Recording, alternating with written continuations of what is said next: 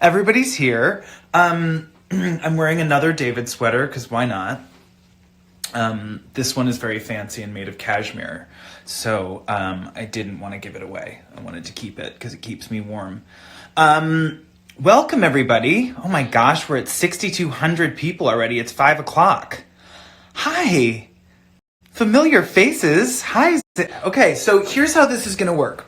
All week we have been doing Instagram live stories at 8 o'clock, 5 o'clock West Coast time. And every time I've been messing it up because I'm just, I don't know, I'm just bad at time zones. But every night this week we have been raising money for Food Banks Canada and Feeding America. And our cast has been going live in order to raise some money. So we have already surpassed $130,000 in less than a week. I cannot thank you all enough for joining us every night and for donating and for telling other people to donate. And the most amazing thing about all of this is that the donations are not huge donations. It is small donations coming from a wide variety of people. And to me, that is the greatest thing, because in order to donate, we're not asking for a lot of money. You can donate $1 and that is enough. And you know what? If you can't donate, that's fine too. Keep us company here. This is what this is all for. It's just taking time out of our lives so that we can connect and feel companionship in a very uncertain time, while at the same time raising money for charity. So the link is in my bio. I'm about to loop in Emily. The link will be in her bio as well. And basically what we're doing today, Emily and I thought it would be kind of fun if the two of us gave advice on friendships. So if you have, questions about how to navigate a friendship, shoot us a question. And Emily and I, who are probably the worst two people to ask, will try and navigate this and answer some questions for you, all in the name of charity. So I'm going to try and loop Emily Hampshire into this. Yes, I'm going to accept you, Emily. Calm down. She's like going... Okay, hold on. I'm going to grab her 1 sec. Okay.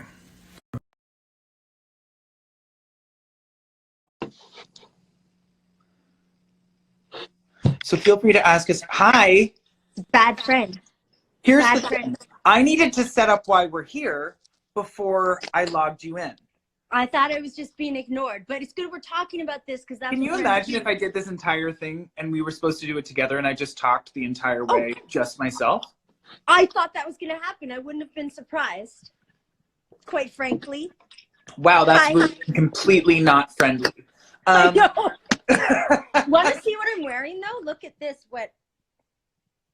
Can you read that backwards? Where did you get that? From a vendor on Etsy. So you're wearing counterfeit merchandise. Yes. Yes. I'm wearing one of David's sweaters, and you are wearing illegal merchandise. Yeah, well, because I couldn't. Yeah.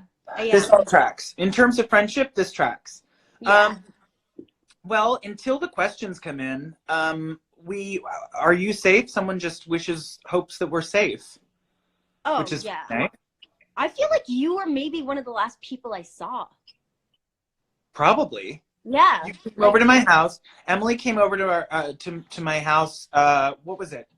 3 weeks ago? It feels like 7 months ago. Well, because when you're in the apocalypse like this, it's like dog years. Exactly. And you came over and I showed you the last 4 episodes of the show and the documentary. Yeah, and what happened to me after? I was sobbing. It was a bit of a mess. We were both a bit of a mess. So here we are talking about friendships, and that was probably not the greatest friendship move on my part, to just put you through emotional turmoil. Yeah. Oh, yeah. Here's one. Wait. Best advice to rekindle oh gosh, I didn't see it. Was it best advice to rekindle a long distance friendship? Was that the question? Oh God, is this how you're gonna get questions? Because they go by so fast. Okay, here's one right now, and then hopefully you can ask it again. How do you make new friends? Oof, that's hard as an adult. I mean, Is it? Not. I mean, I make new friends from just work. How do you make new friends? You leave the house? You know what it was? I'll say this. I am like naturally someone that likes to hibernate in my house. I don't leave the house. I oftentimes have friends come to my house. And what I started to realize was that doesn't allow for me to make new friends ever. Yeah. Because unless someone who is a friend brings another friend to my house, I'm not going to meet anybody. I'm also not going to meet anyone romantically if I never leave the house either. So I made the choice a little while ago to accept invitations to leave the house, to go and meet people at bars and at restaurants. And did you make this decision right when the quarantine happened? Yeah, I've been doing nothing but going out and hanging out in bars and clubs. You were like, I'm going to say yes to every invite. Oh, well, you know what the funny thing was? When I got back from, and first of all, Emily and I are talking friendship. If you have questions to ask, feel free to ask us. And we are doing this in the name of charity. Food Banks Canada and Feeding America. Both Emily and I have links in our Twitter or Instagram bios. You can donate through those links.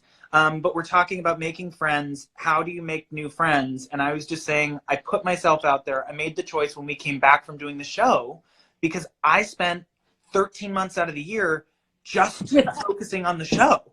Yeah. And I had no friends.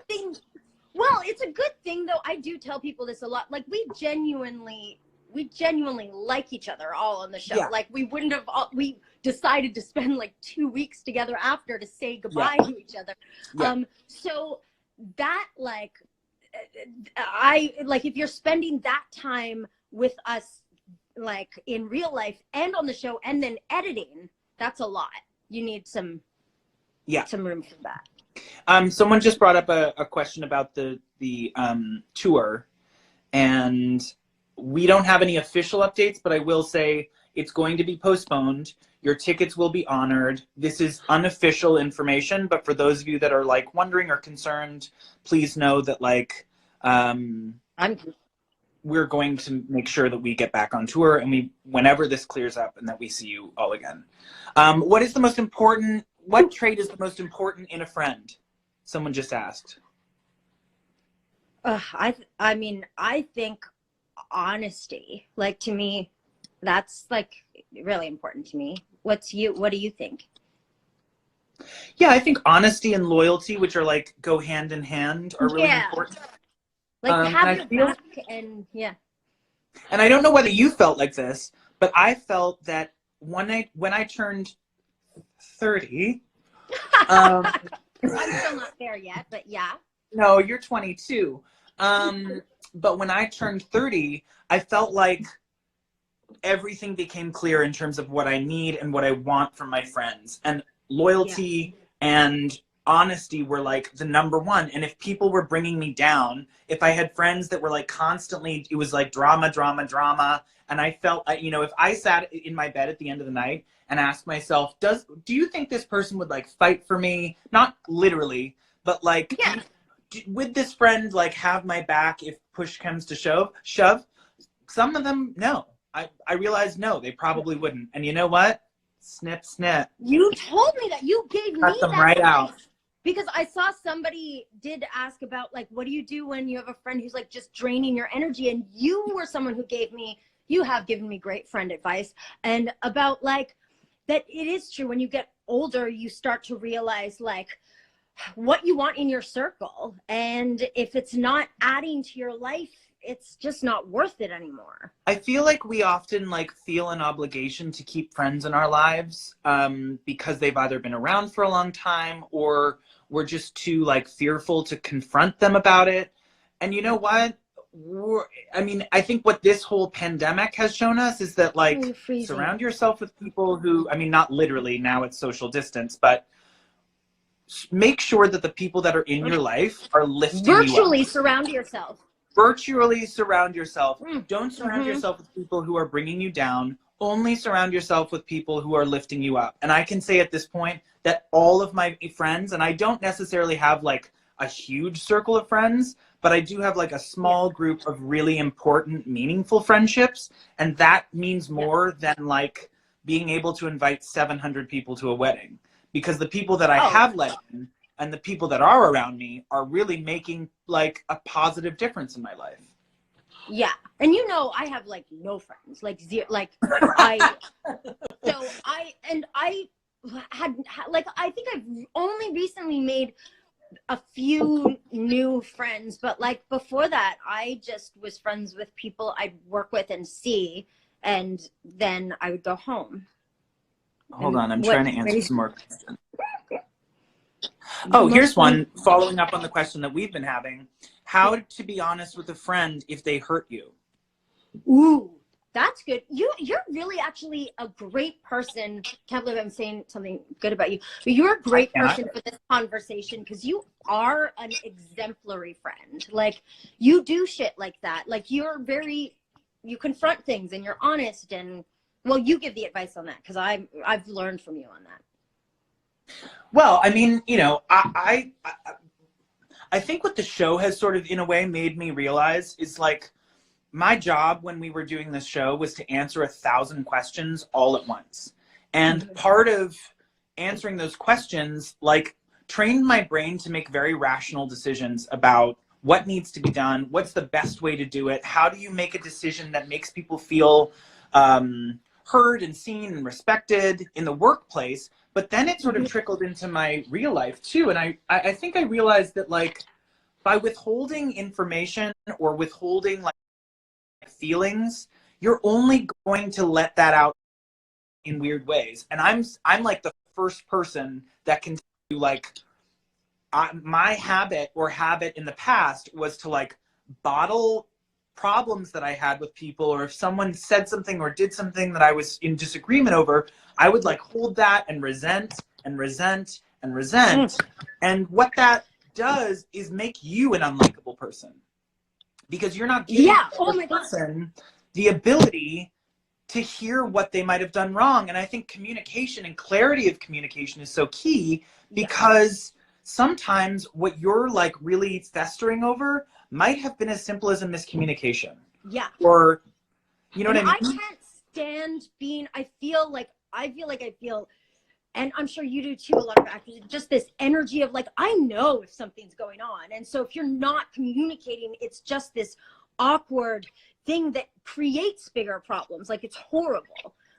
I think Stevie has made me a better friend. And I've said that a lot. Like, it's very true. Stevie has definitely, her ability to be a friend when it sounds, this is gonna sound bad, but I've grown up a lot. Her ability to be a friend when it's not good for her. It's not like when you and Patrick got together, like that was a really hard thing, I think, because that means like, I'm not going to be your most important person anymore, but I was so happy for you. And so like, I feel like that selflessness of Stevie, I think it's changed me. I think, anyway. Yeah, and I think we made a really conscious decision when we were writing that too, to not go down the path that, you know, that I have seen a lot before, which is like the friend getting cast aside and building resentment. I mean, it was really important for us to show that like everyone can coexist, and like just because someone falls in love with someone doesn't mean that the love and the relationship that they had to this other person of in terms of friendship isn't there. And I was also just so bored of seeing female characters on television just being like catty. You know, there's it's just so, it's why there's not a lot of like woman on woman conflict in our show. And a lot of that, but there's not, you know what's great? There's also not that on set, and it's like, you know how much I love Henny. I think Annie is like the greatest thing ever. I think Sarah's like, I love her so much. Like, to work with other actresses that you're usually kind of people assume there's catfights and you hate each other, and this set was so not like that. And it's so refreshing to have a girlfriend who you can be like not competitive with. I'm so proud of Annie when she gets something. I vote for Annie. But like, don't you find that it's just at the, like, when the chips are down it is so much more validating and so much more healthy and will make you feel so much better to cheer for people. And I know that a lot of us have like competitiveness in our nature, but training yourself out of a competitive reaction to something and really starting to embrace the idea that like maybe someone got something that you didn't get, and maybe you're deep down, you're feeling a little bit of like competitiveness, but if you overcompensate with empathy for that person and like cheer that person on, you will come out of it so much more inspired than if you were to just sit on your like competitiveness, because being competitive is so corrosive to like who you are. Yeah, and you know, the truth is it's easier, I think, to be embracing of other people when you feel good about yourself. And like, I think that is all that is part of surrounding yourself with people who cheer you on too, and people who aren't like, competitiveness in friendships is, I don't feel like there's a place for it. Right. Well, speaking of that, I will remind everybody. Hold on to your question. Emily and I are here today, as the cast has been every night, raising money for Food Banks Canada and Feeding America. Today, we're answering your friendship questions and offering like relatively okay advice. I thought this might be worse than it was. I thought it was going to be I feel like we're covering some pretty substantial bases. So that's that. Link in both of our bios to donate. Please donate if anything you can, as small or as large amount as you want. And you know what? If you cannot donate, don't worry about it. We are part of this is just keeping each other company for a few minutes a day, and that's fine too. What was your question? My question? Yeah. I saw a question. I saw a question of how somebody said, how do you keep your friends after you change jobs? And I feel like that is such a thing I've dealt with, because our jobs are always changing usually. Like Schitt was the longest job I've ever had, but I was usually used to making really intense friendships really fast and then being like, feeling like, okay, that's gone, that's done, moving on to the next. And I'd be kind of acquaintance friends with people, but never as close as I felt with the cast of Schitts. And I do feel like it's because that atmosphere on set was like that offset too. Like you would invite us to your place and we'd play games and so kind of, and we've maintained that after. Like I feel like we'll all know each other for a long time until you block me. Yeah, agreed. Yeah, I mean, I think it was one of those rare experiences where we all just really got along, and I feel like we were all in it together, and it was important that everyone feel like they were valued. Like there was no hierarchy to the cast of the show, and I think that's when things get really tricky in television, because you have sometimes, and I can't even imagine this, but you have actors, I mean, I can, but I can't. Yeah. Whose egos are so big that they need to make it known that they are in charge. And the ripple effects of those egos end up really scaring people into submission or into really hiding their feelings. And I just don't think that does good work. I don't think it makes for a very pleasant environment. And we're all just putting on costumes and playing dress up for a living. So if you're not, but it was also like that with the crew and the cast, and there was no hierarchy there either, which that does happen a lot. And it's, I think that is a game changer. Why is Emily never at any? Oh, I thought that said, why is Emily never wearing pants? Okay. What do you? I don't want to ask that question. No. Someone did ask what I'm drinking, and I'm having a lovely beer this evening.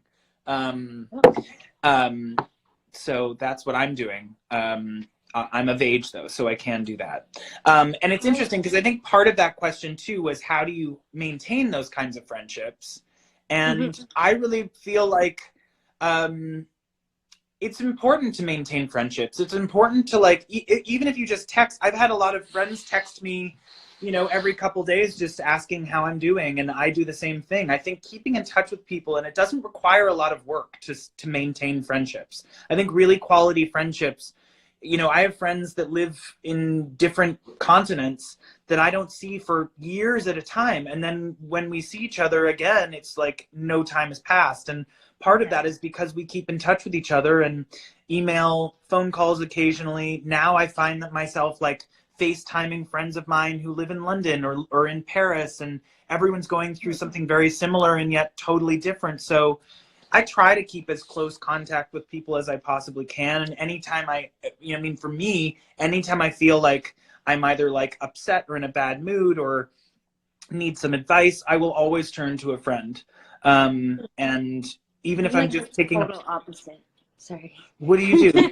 You just like hide indoors? No, well, I think I've actually, if I'm being very honest, I have gotten this remark from my close friends of like, why do you will never text me. I always have to be the one to text you first, or in a relationship, like, and I genuinely, like, I think I have to really make a conscious effort to do that, because I think that, when me and my friend Jacob, who've been friends forever, he'll just call and we'll talk like nothing's passed. But I won't think to do that, because Emily plays well alone is what I got a lot at elementary school. I got Dan is an exemplary student, but often takes more than his fair share at snack time. Nothing's changed. This is a really good question, though. We got a really good question that I want to ask. Someone just wrote, what if you don't get good reactions when you are honest to others and you get negative feedback? How do you handle that? And that's really interesting, because I have been down that path a lot. I am someone, what is the, yeah.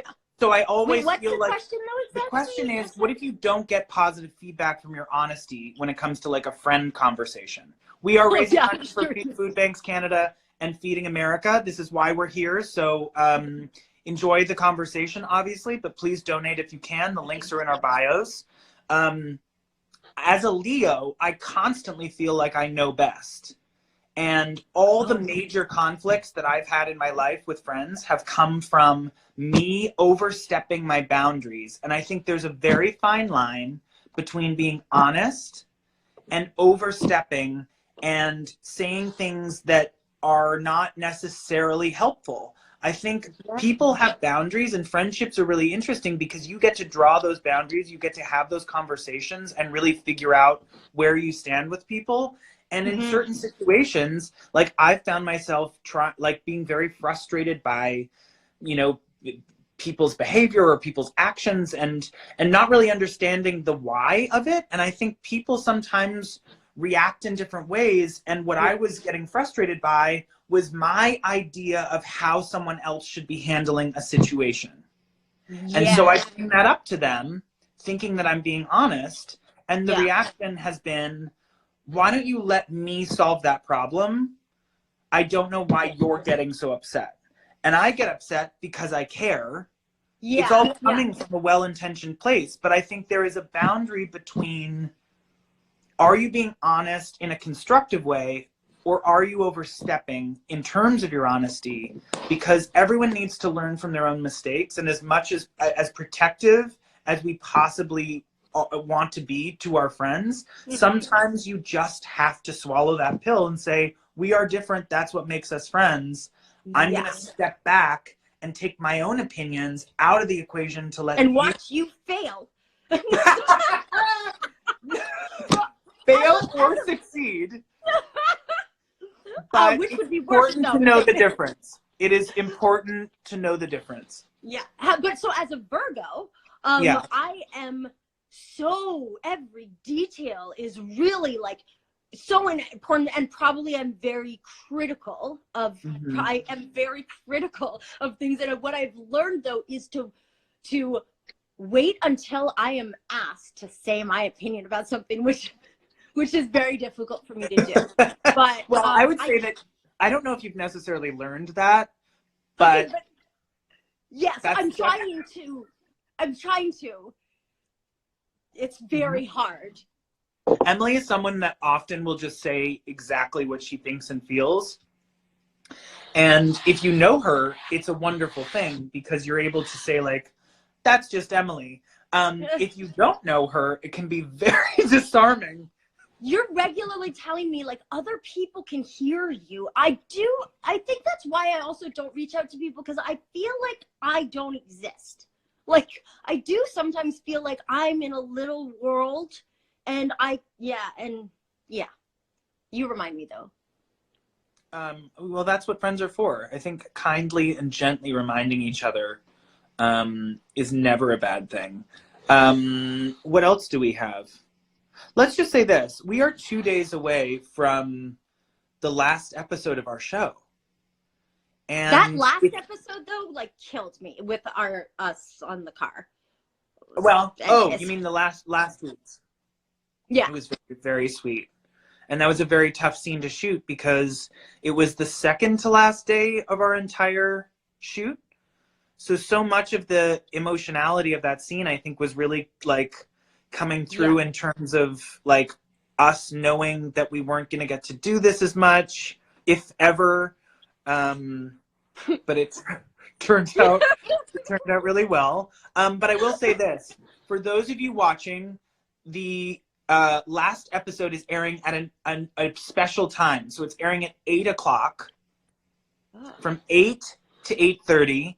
And then the documentary, Best Wishes, Warmest Regards, is airing from 8:30 to 9:30. So I know that a lot of you have your like PVRs set. So be aware, check your PVRs. It starts at 8:00. PVR. PVR, I don't know. Isn't that what people have? It Okay, here's another question. Would you prefer a friend to be supportive unconditionally or brutally honest sometimes? well, if you were going to say brutally honest, just brutally honest, but brutally honest sometimes, wait, what was it? Like supportive, unconditional, what, sir? Like always supportive or brutally honest sometimes? I think there's an in-between option. Yeah, let's just say that like basically what you've laid out in your question, a great pal is someone who can do both. Yeah. And I don't think you have to be, the brutal honesty thing is, I actually think you can be honest, and I mean, I'm not an expert at this, God knows, but I think you can do it in a way that is not brutal. Sometimes I don't have the words. Right. Oh, so it's not intentionally brutal. That's just who you are. But, well, I just think I have a hard time not saying the true thing. But then I realize I've learned that the true thing is not necessarily the truth. It's my truth. Right. It's like what I think. And yeah, you were a really good friend to me. Thanks. You were a really good friend to me. Like when I just like thought when I've been through like a hard thing or something, I'm the type of person who will not call my friends. Like I will not call anyone. And you called me. So yeah, well, I think that's important. I think some people don't. I think a lot of people actually feel like they don't want to take up more space than they already do. And I think it's important for friends to be like aware of their other friends. I think if you have a friend that's going through something, you don't necessarily need to call them and say like, tell me everything. But it is, I think, important in terms of friendships to be aware of what other people are going through. And from time to time, if you know that someone's going through something, there's a delicate way of navigating that. And it's simply like, shoot someone a text saying, hey, if you need to talk ever, like, just know that I'm here, or I know you're going through something. Do you want to talk about it? Give people the option. But I think staying away from that sometimes, doesn't give people the option, because people do want to talk, but they don't necessarily have the tools, or they don't feel confident. Yeah, well, somebody just said they don't want to bug their friend. And I kind of get that. I feel like I am always happy for someone to call me with anything and me be the one who helps. But for me to be the person, I feel like I don't ever want to be a burden. Though I will probably end up being a burden. Well, no. And I think at the end of the day as well, like, if you are friends, if the people you have around you are like real friends, you shouldn't feel like you're a burden on anybody. Although I will say, relationship stuff sometimes can get a bit. I think there's a limit that we can put on people who are like going through a breakup, and I feel like all of us have been there, where you realize that you have just talked to your friends about your relationship over and over and over and over and over again. And you realize they don't see it, because you've been there too, and they just don't see the thing. Somebody actually said to me yesterday that like I'm not like a friend of mine, I'm not just here for the highlights. I don't just want the highlights. And that like I went like, oh my God, because that is how I feel. I just want to be a highlight. And I don't want my friends to be that. Yeah, but I think about all the great friendships that you have. And if you're joining us for the first time, Emily and I are talking friendships as we're doing way Dan better and than Emily we and thought we Stevie would and do. David. We're talking friendships, all to raise money for Food Banks Canada and Raising America. We are doing Instagram Lives every night to raise money. We're already at 132,000. It's unbelievable the money that you all have raised, that we have raised. It's just such a testament to the power of community and how people are donating like $2. And you know what? That $2 is going a long way. So thank you to all the people who were donating just That's the like smallest you said at the amounts. beginning. It's a donation is a donation, no matter how much. Sarah just said, "Where's the Diet Coke?" Oh, there it is. Right. That was your sister just asking, "Where's the Diet Coke?" But if you were to draw blood from but Emily's arm, it would just be Coca-Cola. Aspartame. But yes. But when I was waiting for you to accept me on this show, I think people who maybe just tuned in didn't hear. Like, it's so true that people think if they can't donate a lot, it's not worth donating it. And these numbers have gone up because of the $2 and the $1 and the So yeah, that's really important. Thank you all for donating. And for those of you that can't donate right now, that's totally fine. Thank you for tuning in. Yeah. We have 6,300 people watching us right now, and I am trying to get to all of your questions. It's hard because they go by fast. I know they go by really fast, but I did notice that if you stop the screen, Oh, you can hold it? Yeah. Oh, we're done. You can scroll back through questions. Yeah. Oh, okay. Oh, my sister came in with a question. How do you tell someone that they're talking about their relationship too much? Oh, Have you ever done that? I have. No. Oh, have you? Was it to me? Was it to me? Okay, God. I was very clear when we were talking relationship stuff. I was very clear. Like I said my piece, and then that was it. And I feel like that's all you can really do. I think there's about a month. I give friends like about a month. Yeah. But wait, how did you say that thing? How did you say you're talking about your relationship too much? I think all you can, inevitably it just creeps into the conversation and you end up repeating the same kind of affirmations that you end up talking to your friends about all the time. A lot of it is just like, release it, keep talking, that's fine. And I think, as humans, we need to talk about things and we need to rehash things in order to keep it going. But I found a really important, I was watching a documentary at one point, and the documentary was about brain health and how we think and how we process things. And the one thing that I've always told my friends, and this is a really useful thing, and granted, people are going to process it however they want, but when it comes to relationships, I sliced my finger, by the way. When it comes to relationships, me too. Yeah, I can't cook. Our brains are like muscles. So the more we train our brain into thinking something, and I told you this. You told me this. The more we train our brain into thinking something, the more we get used to reverting back to that potential sensibility. So, for example, neural pathways, you build them. Exactly. If you are going through a breakup and you wake up every morning and you're saying, why did this happen? How did this happen? I miss them so much. Maybe it was me. And you wake up the next morning and you have the same conversations, or you're talking to your friends and you're having those same conversations and you're surrounding yourself with conversations about your breakup, your brain will be naturally inclined to always go back to the breakup. So this was really helpful for me when I was going through those, a breakup at one point. You have to actively train your brain as if it's a muscle out of the habit of thinking about the relationship. So from a meta standpoint, I started to be able to disassociate what I was going through with the just physicality of my brain being accustomed to thinking a certain way. And the minute that I realized that, things changed. And so when it came to relationships, you paid that forward.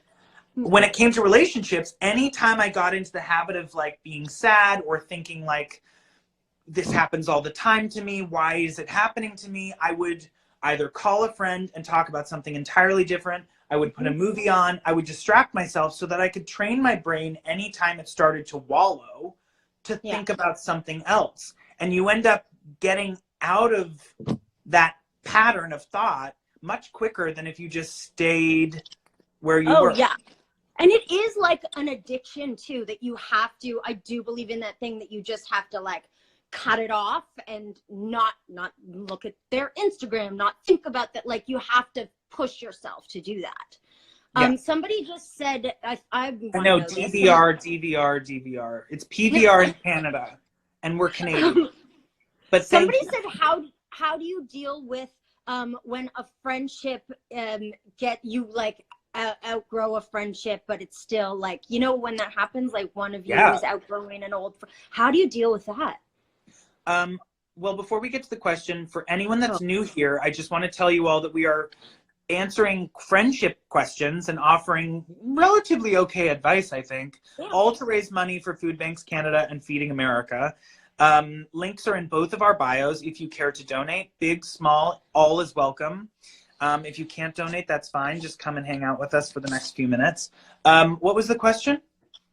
How do you handle when you've started to outgrow a friendship? Like when one of you has started to outgrow an old friendship, you know, when you feel that awkward thing, like you're just not connecting anymore like you used to. I call it like a slow drift out to sea. And by that, I mean, sometimes we realize that we've grown apart from people. Sometimes life or circumstance can really change who people are, and that's okay. Friendships are not necessarily meant to last your entire life. Some friendships that I have been so valuable in the time that I was friends with these people, and then we sort of grew out of touch with each other, and that's fine. It's a we, though, I think the hard thing is if it's one person, it hasn't. Exactly, and this is what I would say. I always like to do a slow sort of step back. And by that, I mean, you know, limit your communication, particularly if this person is making you feel badly or making you feel, you know, anxious or something. That's toxic. That's toxic friendship. And so I usually just like, in those cases, you just sort of take one step back, then you take two steps back. And by that, I mean like answer a text, but maybe not meet up all the time. Yeah. Distance yourself slowly, and slowly you will just get more like, you know, it won't be as constant. And then eventually you can pick and choose when you want to see people. But at the end of the day, if someone's making you feel bad, you have every right to decide if you want to see that person. You should never feel obliged to like hang out with someone who makes you feel bad. Are you Canadian? Put yourself first. What? Are you Canadian even? Like, I feel like I've had to do so much therapy just to not give other people what they want, like in terms of friendship and stuff like that. And like, not saying that, you know what I mean, but like, I feel bad about stuff like that. But the slow step back, I think, doesn't work for me because I'm always back, so they don't notice a difference. So right. So then you have an actual easier way of just not seeing people if you don't want to see them. Yeah. Yeah, but they still think we're close. But anyways, okay. How have you dealt with being ghosted by a friend? I guess that's the opposite. I've never been ghosted by a friend. I've been ghosted by a friend. Ghosted by like a person. Definitely multiple partners.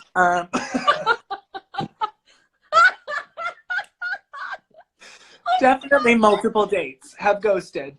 Give dating advice. Yeah, that's smart. That would be I don't know. Listen, if a friend ghosts you, it means that they weren't deserving of your time anyway. Yeah. Friends should bring out the best in you. Yeah, you do realize like, okay, it's not worth it. Like, you know, you find your people and they're just your people. Exactly. People asking where you can donate. We have the links in both of our bios. You can click it. You can read all about the two charities or initiatives that we're giving this money to, Food Banks Canada and Feeding America. because in this time when everything is upside down, the last thing anyone should be worrying about is where they should be getting their food. So please help raise some money so that we can help people who have some food insecurities right now. Because, you know, there's a lot of people losing their jobs. There's a lot of people who are scared and going through on top of that being really hungry, tough times. like, And you don't want to be, you know, hungry on top of that. That should really be the least of your concerns at this point. So please click the links in our bio to donate. What else can we say? Here's a question. Oh, well, I guess you talked about it. What?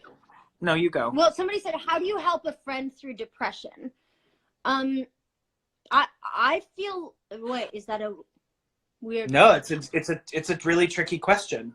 Yeah, I feel like I've had that, like, I've had friends and I've been the one sometimes too, but like, I feel like recognizing that they are actually depressed is a helpful thing, and being, and as opposed to somebody who's, you know, sad or something bad has happened in their life, there's like, if you can recognize the signs of depression, I think the first time I was ever depressed, I didn't know it. And that was the harder thing. Now, if something happens, I know the signs, but I think as a friend, if you can kind of point those out and be like, maybe you should see somebody, maybe you should.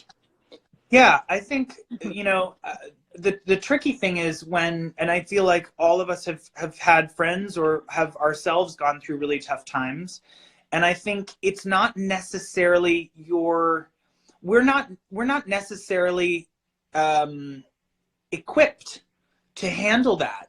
But there are people who are professionally equipped to handle that. And so in certain situations with friends of mine where I felt like I don't want to give the wrong advice, and I certainly am in no position to offer advice that someone should be taking when it comes to things like depression, what I have done is researched hotlines, I've researched websites, I've researched people that they can talk to, professionals that they can be put in touch with to start the process of understanding what their depression is, where it's stemming from, how it can be fixed, because depression is something that is so specific to the person, and it really needs to be taken to a professional to be handled specifically. It's a medical issue. It's not a friend. Like there's being sad and there's stuff, but there's being depressed. Exactly. And that is a mental health thing that you need health professionals for. All you can really do is sort of help provide information and hopefully hold their hand while they go through it and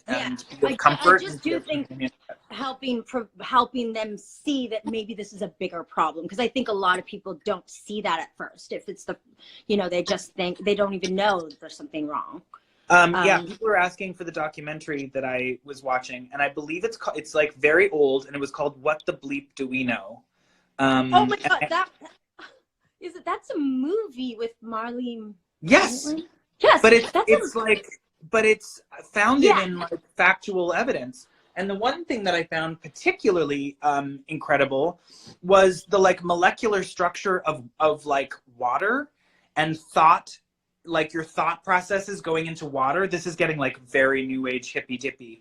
But like from what I remember, they like put like a Buddhist monk in a room with a glass of water and had them focus negative energy on the water. And then they put a different person in a room with a glass of water, and it was positive energy. And the molecular structure of both of those waters, like the negative energy was all frantic and all over the place, and the positive water was like a very sort of calm. I don't know. I'm just talking at this point. So go watch the documentary if you want, because I'll tell you one thing. You don't want me explaining this. I saw a good question that I think for both of us. Somebody said, would Emily be friends with Stevie in real life, and would Dan be friends with David in real life? I think I would be friends with Stevie. Oh yeah, everyone would be friends with Stevie. I don't know if I would be friends with David. He's a lot. Yeah. And I feel like both of our personalities are like so different, but also similar enough that I think we might annoy each other. Yeah, I feel like I would be friends for sure with David. But with Stevie, I feel like we just never see each other. we never, we just like, yeah. A permanent social distancing. Yeah. We wouldn't even, actually, Stevie's way more social than I am. Like Steve, yeah, remember first season? She went to a tailgate party. Yes, she did. Stevie does what she needs to do when she needs to do it. She does what she wants. Ooh, this is a great question. She's taught me so much. Yeah. This is a good question. How do you tell a friend that their social media presence is really annoying? Ooh, that is good. That is good.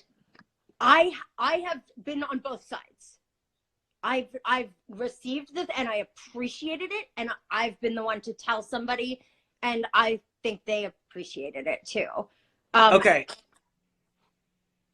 If you are joining us, I'm interrupting our conversation to just remind you that if you're joining us for the first time, Emily and I are answering friend advice, all for raising money for Food Banks Canada and Feeding America. The links to donate are in our bios. I heard we're up to 133,000, so that's great.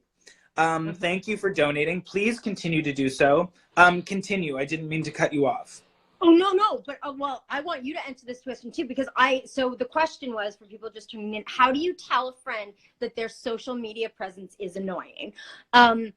I have been the person to tell someone, and I have been told myself. And what I realized, and I've appreciated it, and I think they appreciated it, because like when you're really good friends, I think you can be the person to be like, I'm looking out for you. And I usually think when people's social media presence are annoying, it's out of stop looking at me like that, Dan. I feel like you're looking at me. I feel like you're looking at me. Okay? No, I'm not.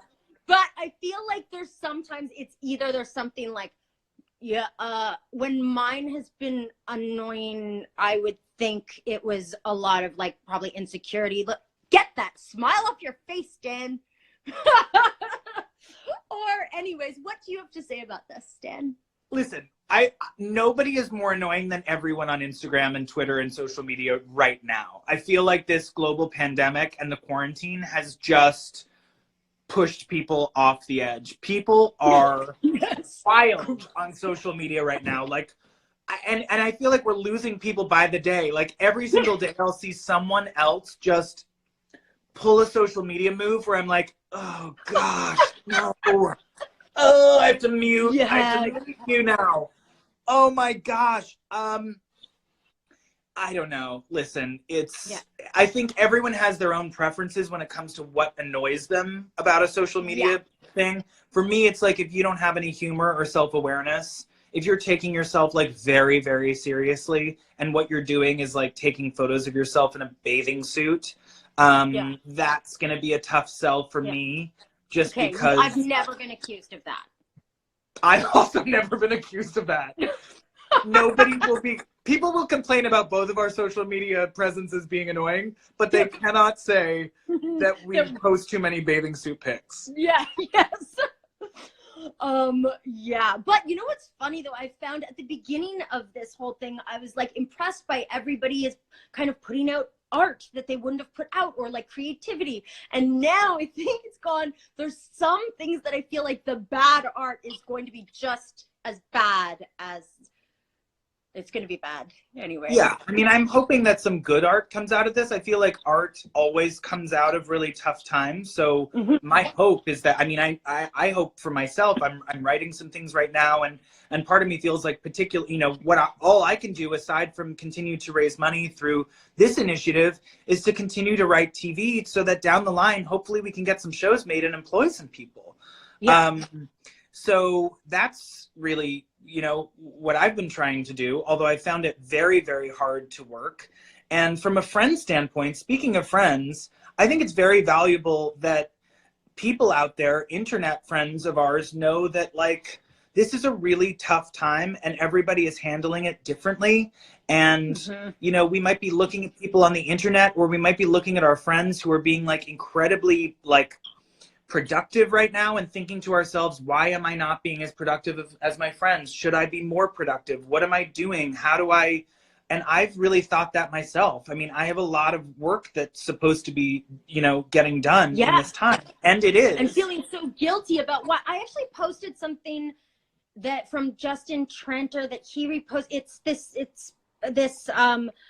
this woman wrote this thing about how we don't need to feel like we need to write that like novel right now. That like, I can't say it as well as that. It was brilliantly written, but I think that is something Maybe that, you like, can post that on Twitter or something. The article, if you have it.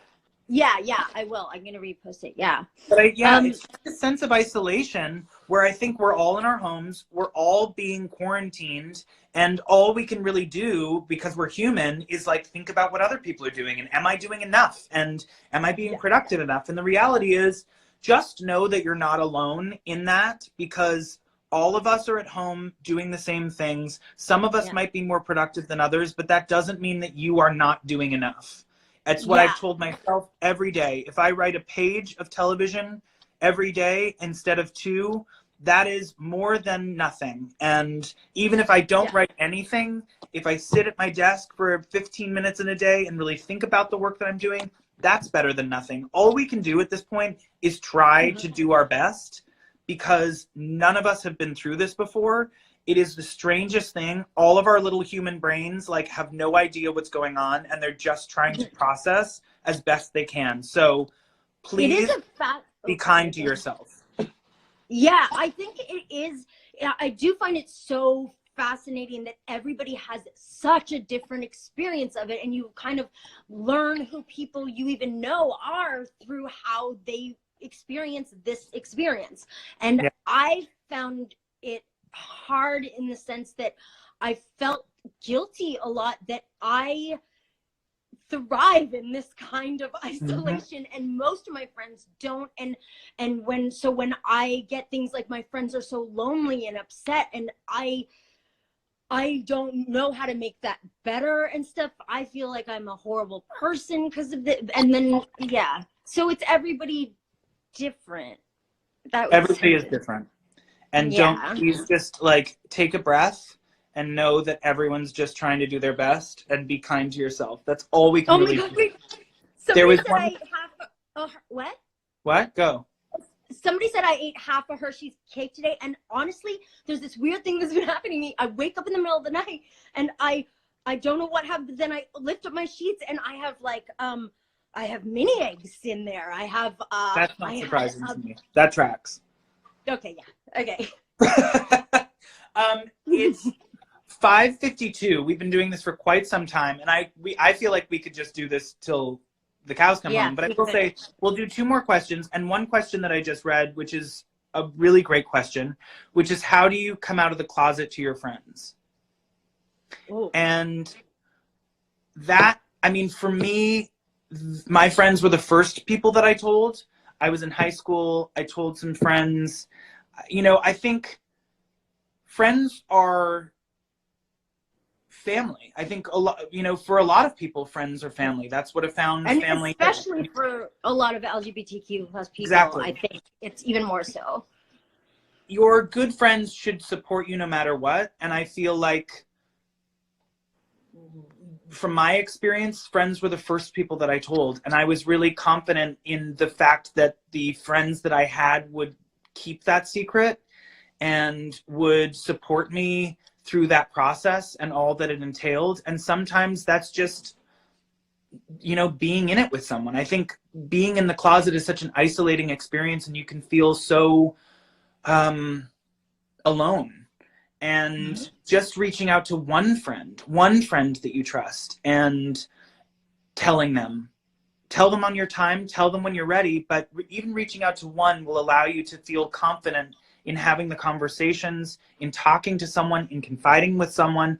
And then if you feel the need to talk to a second friend, then you get to continue to expand on this community of people that you're surrounding yourself with, who can be there as a support system for you. And hopefully, if all goes well and you have the right kind of support, you can then muster the courage to come out to your parents, or maybe your parents are your friends, in which case, tell them. But it's a very tricky situation. Writing the coming out episode on our show was the hardest thing I've ever done, because it's so different for people. Everyone's family dynamics are different. Everyone's friends are different. And all you can really hope is that you have support. And if you don't have friend support, then there are multiple places out there. Yeah. The Trevor There's a Project is a huge great one. community.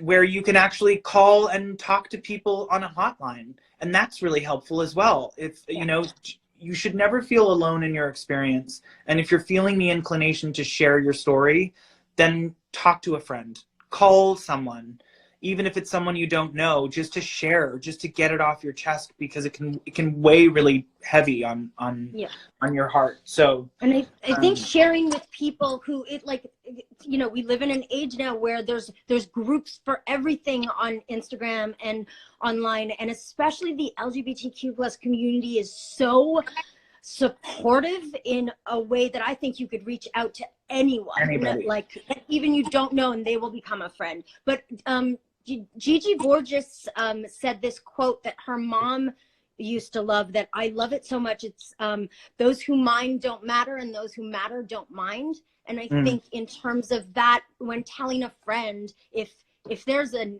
they mind, they don't matter. No. And it's just like, I love that. That's so good. That's such a great right? motto to live by.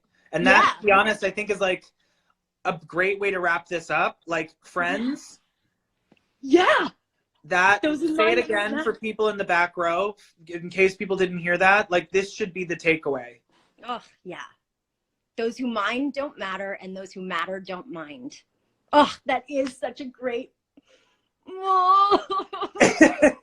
And on that note, thank you all for asking some really amazing questions and staying with us. And if you haven't donated yet, please feel free to click the link in both of our bios to donate.